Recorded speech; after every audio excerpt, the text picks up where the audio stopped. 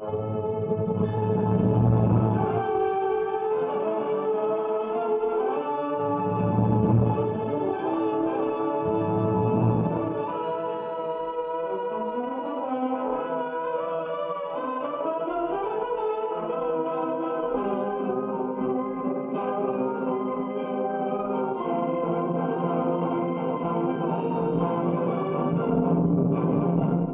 is for you out there, every one of you, pilots and crew members alike. Soon you're going to be flying across the whole face of this globe, over every possible type of terrain, over Arctic, jungle, and desert. So get this straight. Any land you fly over, you may someday have to walk over. And in most cases, the walking isn't too good. Take the desert, for instance. That means a lot of spots besides Africa. There's China and the Gobi Desert, Australia and the Great Sandy, plus the desert lands of Arabia, Iran, and Western India. All of them are rough. All of them are dry, hot, and without mercy for the men who don't know them. This is the kind of country where you fry during the day and where you can shiver with cold at night, and where a man would sell his soul for a drink of water. During the North African campaign, a lot of our men found out about this the hard way, which is the only way the desert teaches anything. That's why you'll have to know it. A fight against the desert is a fight to the finish. Pippin and her crew can testify to that. For here's where they crash landed, one day in late summer, far off their course after blasting an Aegean target out of the war, and after paying the enemy for the pleasure of doing it. Yes, they got it right where it hurts the most. Anti-aircraft knocked out one of the engines. Messerschmitts did the rest. The B-24 was riddled from nose to tail. The navigator and radio gunner, both wounded during the fight. Even getting this far was a rugged deal. For the first time, these boys found out just how big, how empty a desert can be. Down here in the middle of nothing, it looked a lot different than it did from 10,000 feet. Yeah, a lot different. Within an hour after they'd crawled out of their ship and got busy, they had a pretty fair idea of the spot they were in. No matter how they tried to ignore it, no matter how they tried to laugh it off. Say, anybody feel warm? Warm? Are you kidding? It's not the heat. It's the humidity. Turn me over when I'm brown on one side, will you, Joe? Quit thinking about it. It'll make you thirstier. And a lot of good that'll do. 5 gallons of water shot to hell. Look, hem stitching. That Messerschmitt pilot must have been a tailor back in Berlin. Hey, when you get your radio fixed up, George, have them drop us a case of cold Coke right away, will you? That's a hell of a joke. If we had a portable transmitter with us, we wouldn't have to wait for that mess in the ship to start working. We'd be out of here by tonight. Well, you knew the one we had in the ship was being repaired. You were there yesterday when Shorty took it over to the radio shop. Why didn't you bring a good one along? Nobody stopped you. Yeah, and in the 15 minutes they gave it to take off, I should have brought a thermos of coffee and fruit juices and checked every emergency kit, too, huh? Well, why didn't you, or Joe, or anybody? Quiet, you guys. Things are tough enough as it is. Besides, whoever thought we'd end up this way? Well, what are we laying around for? Why don't we get out of here? That ship isn't going to fly us out. We got to walk, right now. Cut it out, Phil. No, I mean it, Skipper. Why are we wasting time with all this? What chance have the lieutenant and Shorty got without a doctor? We got to bring one back. We don't even have enough water to lay around here and wait. We're off course. Listen, a man walking out there on the desert has about as much chance of being spotted from the air as he has of finding Hetty Lamar out there behind some sand dune. We're going to stick right here with the ship, as long as we can. Crossing that desert and coming out on top is just about 1,000 to 1 shot. We're going to stay right here for at least 3 days and hope that somebody spots us. After that, then, well, maybe a couple of us will take a shot at going after help. But that's our last and longest chance of them all. All right, men, sit down someplace.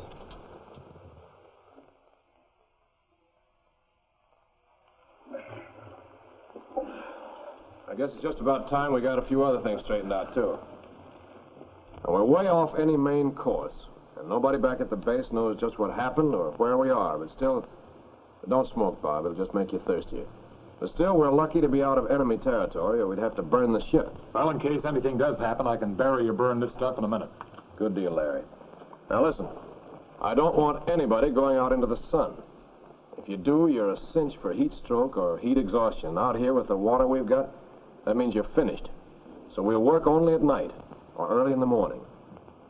Things may be a little rugged, I know, but we'll manage it all right if we keep our heads and go easy on the water supply. And if George here can figure out a way to repair the radio, I'll try, sir. we'll take a fix with the sextant and see just where we are. Be sure you keep the navigator's clock wound up, George. Okay. Now, first of all, the water's going to be rationed. That was the big worry, water. And without it, nothing else mattered. Their supply came to just 27 gallons. Sounds a lot, doesn't it, 27 gallons of water?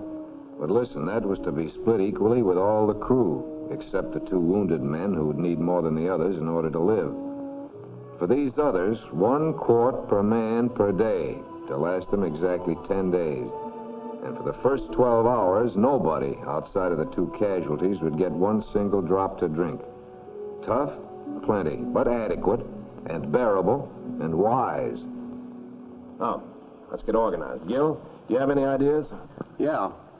You see that section right over there, beyond that dune? Well, I think that ought to make a pretty good landing strip. It looks solid. There aren't too many big rocks there, and it should be easy to clear. Then if a plane should show up, it could land. We could even rig up a landing tee with one of the parachutes. Soak some rags in oil and make strip players out of them. Well, let's go, guys. Let's get started. Sit down, George. You don't rush things in the desert, and you don't work until it gets dark. Keep your shirt on, too, unless you want to boil. Remember, heat stroke. Now, we've got to get some ground signals out if we don't want to get caught with our pants down. Now, that looks pretty flat up there, and it's fairly high. I think it'd be a good idea if we made some oil and sand fires up there for distress signals. And if we find some bushes, we can burn them, too. We can find the signal we need right here in the emergency manual. By the way, Joe, did you get the signal flares out of the ship? Yes, right here. And signal panels, too. You know, we could scrape the camouflage off the top of this wing. And we can spread out our ships in the center The reading they took that first night showed them to be 400 miles from their base, 60 miles from the nearest marked water hole. Shelter? Well, this B-24 with its high wing gave them one good break, a natural roof. No, that fire isn't for warmth, it's for cooking. And you can make a stove out of any old can. Just use some sand drenched with oil and a little gasoline to get it started. And speaking of dinner, remember the desert heat hastens the spoilage of food, so don't let it stand in open containers. Their tent, made for the cool nights, if 102 degrees can be called cool, was built out of tubing and parachute cloth. As a matter of fact, you'll find parachutes are invaluable for countless things, for screens, for shades, for sleeping bags. But signaling an airplane was their one big hope, and George got busy on landing strip markers. Filled with well-oiled sand, dropped in a cloth wick, light, and you're in. After scraping paint off the wing for a while, Phil decided that an easier way to get a reflecting surface was just to use cowling, or any piece from the interior of the ship that already had a shiny surface. Joe's detail was signal fires, and that's where the oil cans came in again. In daytime, when a trail of smoke is worth a dozen fires, he'll add rubber to the oil-sand mixture. But now, a flame's the thing. No rubber, less oil, more gas. There'll be 9 of those fires, set in one large cross, the sign that medical help is needed. But help, when it comes, needs a place to land. So Gil and Bob are clearing a strip for an emergency runway. Since the landing lights hadn't been broken when they came down, Sam and Larry took them out of the wings and spliced enough wire together to hook them up to the batteries. Well, the lights ought to send their beams up pretty high. Yeah. We'll have to run up the engines, though, if we use up much of the juice in the batteries. Hey, did you count those Barry pistol cartridges? Yeah. Now, the way I figure, we can send one up every 2 hours. That'll be 4 a night, and we'll have enough for 12 days. Okay? I don't know. Maybe we'd better make it 3 a night. That'll leave us a reserve. Roger. Well, let's say we light up the work, see what it looks like. Okay with me. I'm all for getting picked up right now.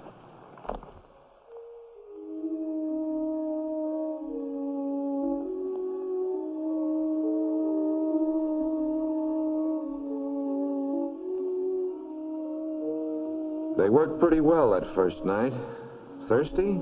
Sure, but they were still full of energy, and the lack of water hadn't begun to cut into that energy. But there was nothing out on the desert, or up above, to spot their signals that night. Nothing.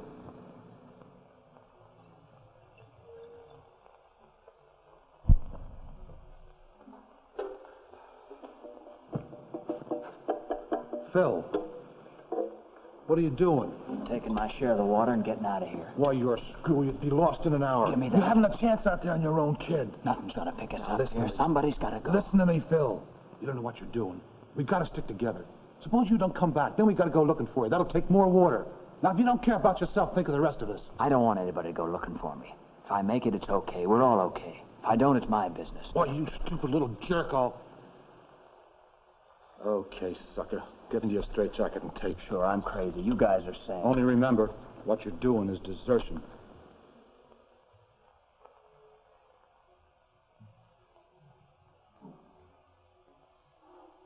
Okay, Joe, I'll stick it out. But I'm telling you, we're never gonna get out of here.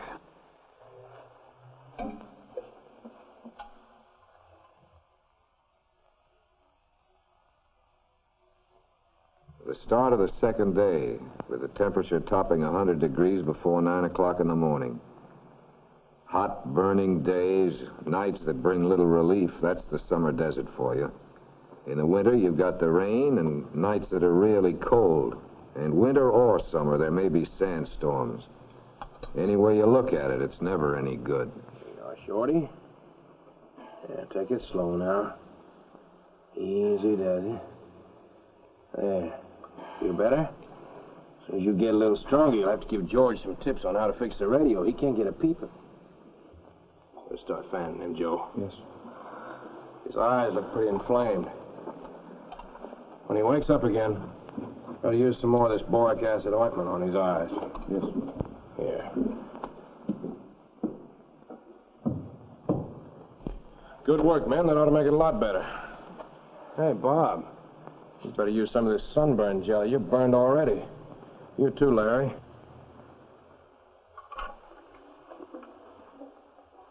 I think I'll doctor up the water with some of this halazone. Smelled a little funny to me this morning. Maybe the can was dirty. My ration had a greasy taste to it. I hope it wasn't polluted. Sam was playing it safe, all right, but there's no sense in taking a chance.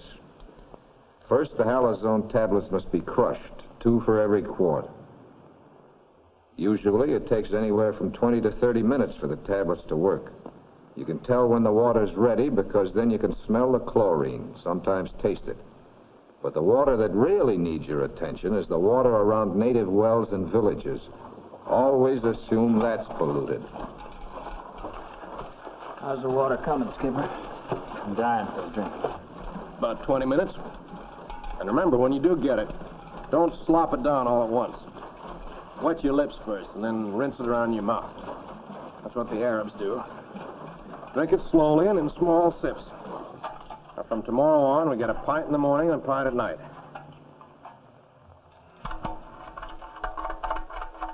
Skipper, Jim's coming too. Get him a tube, Joe. We'll give him a drink. All right, Jim. How are you feeling, boy?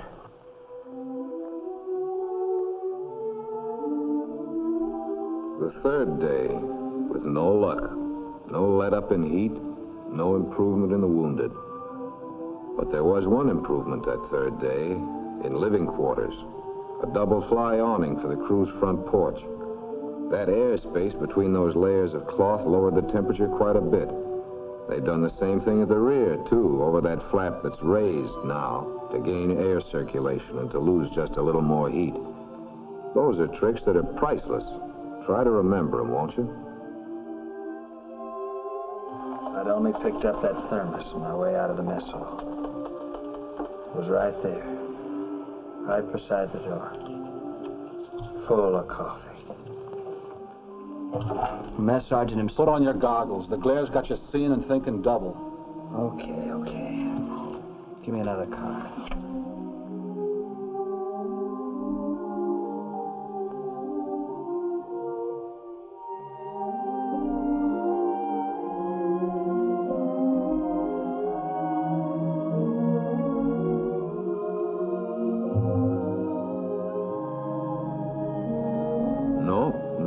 results at all from their signals.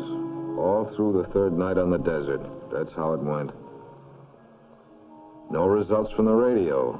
No fall of dew they could gather. That's something else to remember, this business about dew. Because you want to build up your water supply right from the very start. A hole lined with canvas and a bed of rocks to catch the moisture. It'll work if there's any to catch. That was just it. There wasn't a drop. And pieces of metal left out overnight. That's a good idea, too. But not today.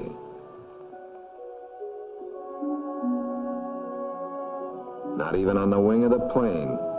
Those tricks will work if you're lucky. These boys weren't. They picked the driest season of the year in which to settle down on the desert. The fourth day out, with the men growing weaker, the water sinking lower in the containers, and no sign of help of any kind. Sam knew then they'd reached the point where something had to be done. Seems to be the only thing we can do, Sam. Yep.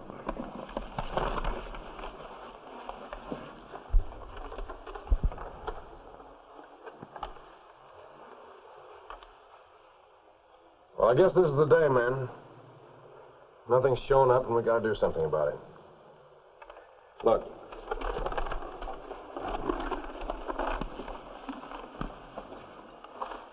Now, we're here.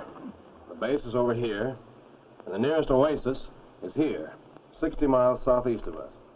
That's about 6 days' walking distance for men in our condition. Now, the way I figure it, 2 of us should make a stab at walking to that oasis. And if one should weaken, the other one might get through. But they'll each need 3 gallons of water for the hike. I don't think a quart a day is nearly enough for that much strain. If they drink 1 gallon of it slowly, in the 12 hours before they leave, there won't be so much to carry. Well, 6 gallons from what we have now would leave enough for about 8 days, wouldn't it, Gil? If we stay on the same rations.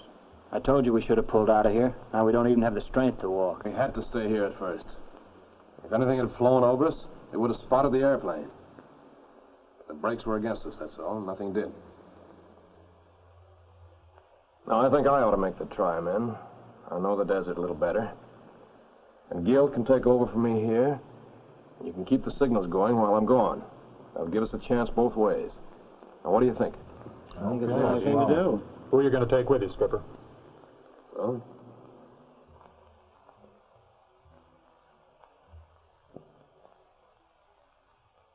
how about you, Bob? You seem to be holding up all right. I'm for it, Skipper. Good. But now understand this one thing very clearly. Gil is going to be the boss around here. And whatever he says about rations or anything else goes. Is that understood? Jack? Sure. Fine. Well, I'm going to start tonight. You have to travel light in the desert or you just don't travel far. Water, you'll take a maximum load of that, and that means a minimum of everything else. Sam took only the essentials.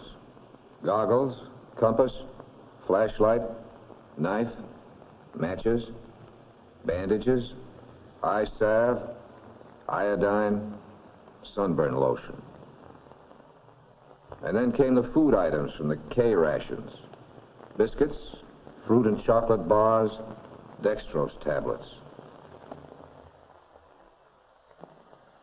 Joe built a pack for Sam out of a regular parachute pack. He stripped it, cut off the excess harness, and made a pack that was practically ready-made. Light, compact, simple. It proves the point, all right. A little ingenuity can turn a dozen ordinary parts of a plane's equipment into a whole kit of life-saving tools. Can make the difference between give up and keep going.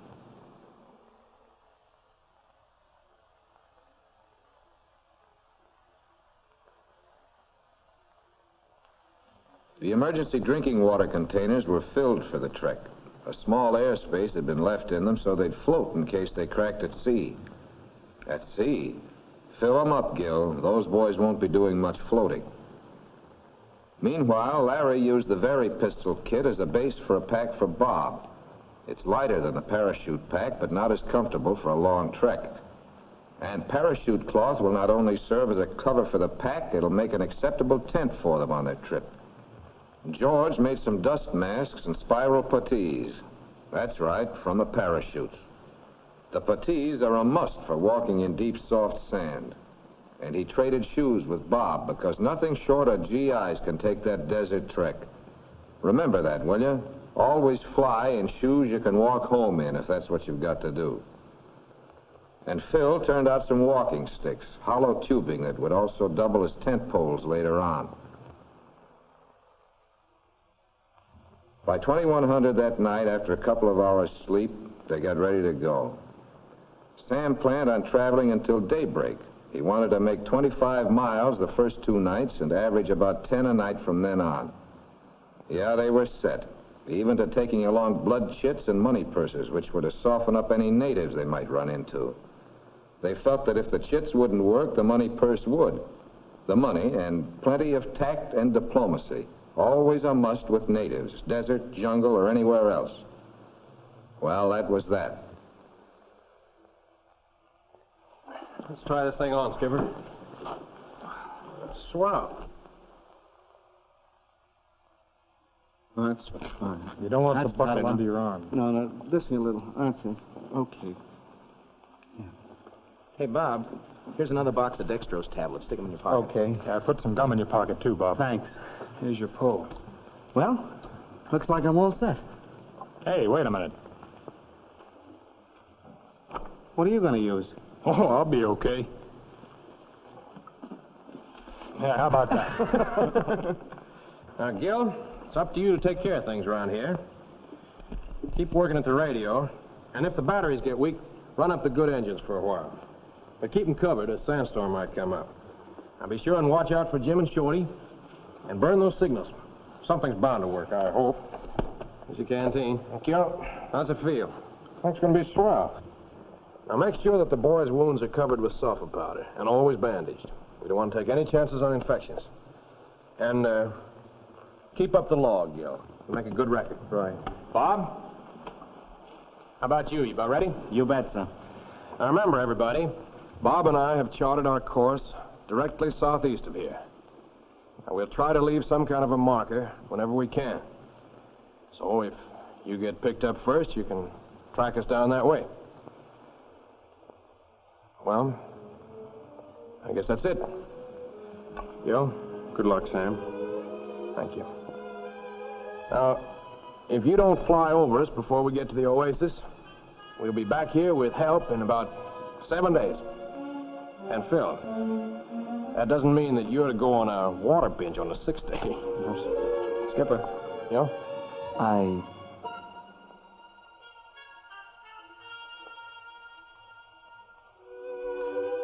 Would you take this?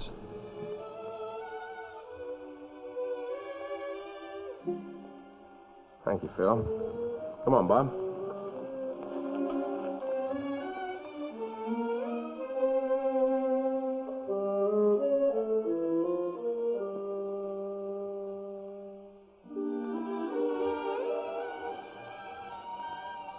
Well, come on, fellas. Let's get those fires fed and set the signals.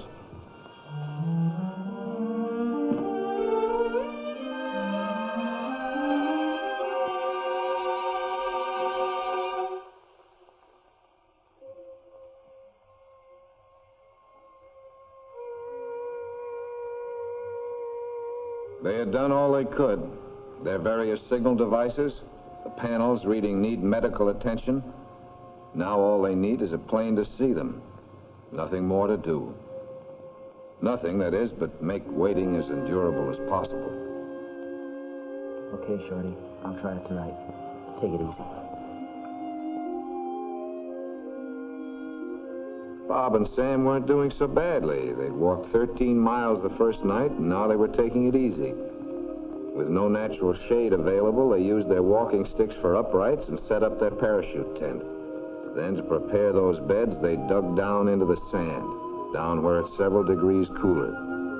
Comfortable? Well, it could be a whole lot worse. The point is, you want to know the angles. In winter, for instance, when there are rains, they wouldn't have followed that dry riverbed.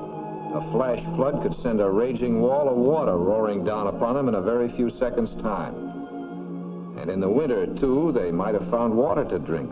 in the lowest point in a bend of that channel, a few feet beneath the bed. There or in a native water hole. But this is the bone-dry part of summer when there's just not a drop anywhere.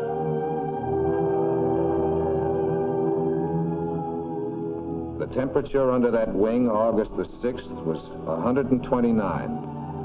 129. You perspire in that kind of weather no matter how still you are. And you sweat the salt from your body. That's not good, because a lack of that salt can cause cramps and heat exhaustion. Salt tablets? Sure, they're just what you need, if you've got plenty of water. But these lads haven't, so they're doing the next best thing. They keep their perspiration to a minimum and conserve what salt they have in their system. This was the second day of their trek, and Sam and Bob were beginning to find out just how tough walking across the desert can be. It took plenty of willpower not to strip, but Sam knew that the Arabs wear their clothes for a reason. The evaporation of perspiration has a definite cooling effect. Stripped to the skin, their perspiration will be gone too soon. The cooling effect over too quickly. How far we come, Skipper? About 25 miles. At least that's what I get by my count. 25 miles. Not even halfway yet. Oh, don't think about it, kid. Come on, let's try to get some more rest, huh?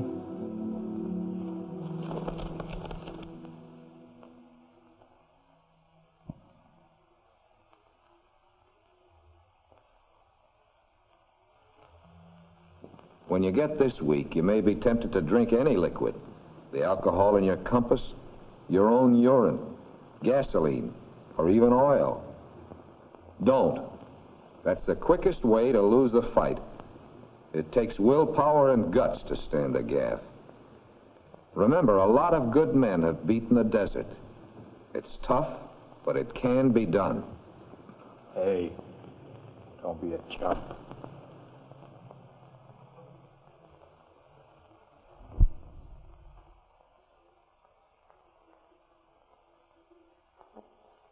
A sandstorm can be murder. The only thing to do is button up your clothing, put a dust mask or a cloth over your mouth and nose, and duck into whatever shelter's available. Don't go running around looking for shelter. You're liable to get off course. And if the sand starts piling up around you, roll over.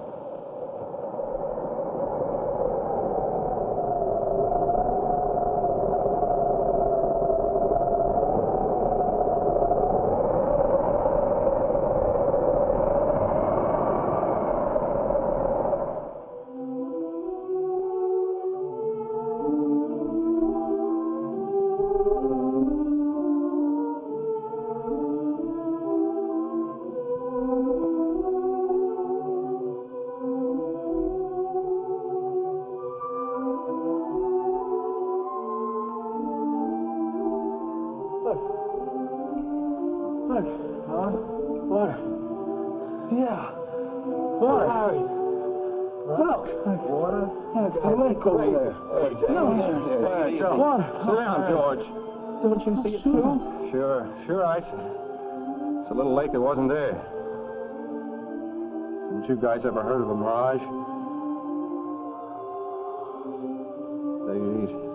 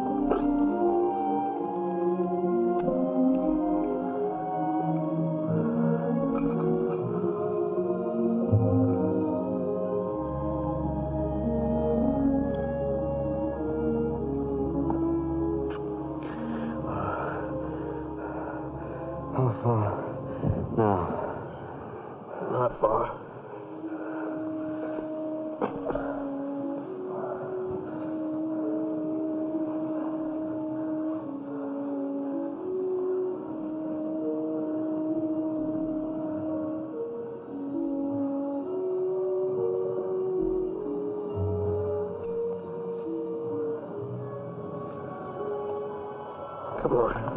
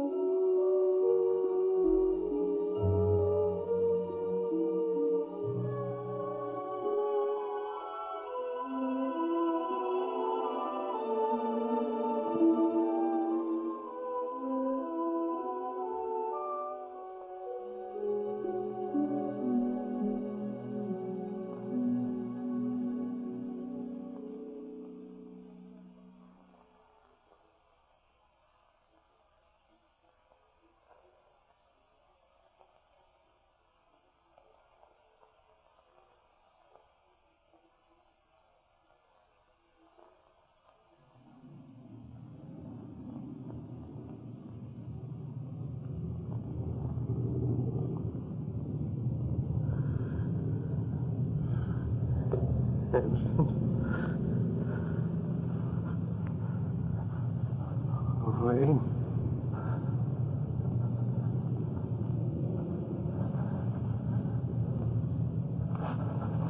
Wayne. Get up, George. Phil, what is it? The plane. The plane? Runway. Phil, flares. Signals, Joe. George, George. Come on.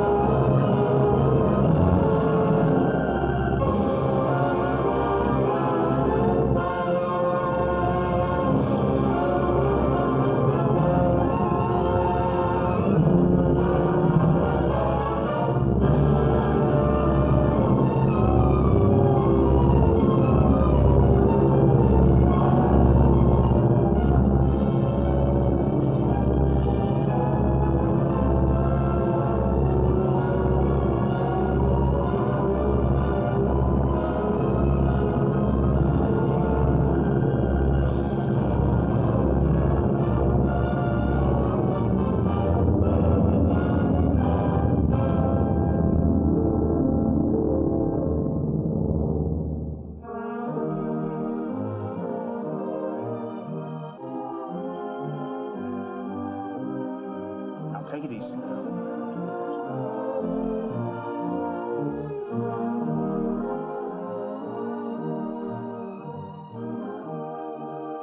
Two of our men, Skipper and Bob, went for help. It's all right, old man. They sent us, and they're okay.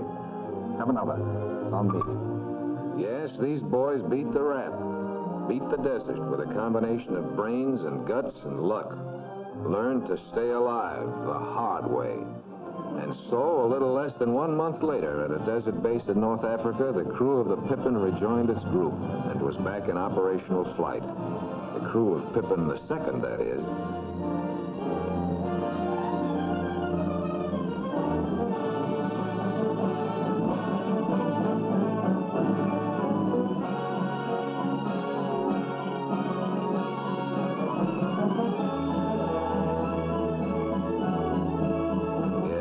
Different ship, and it's also a different crew.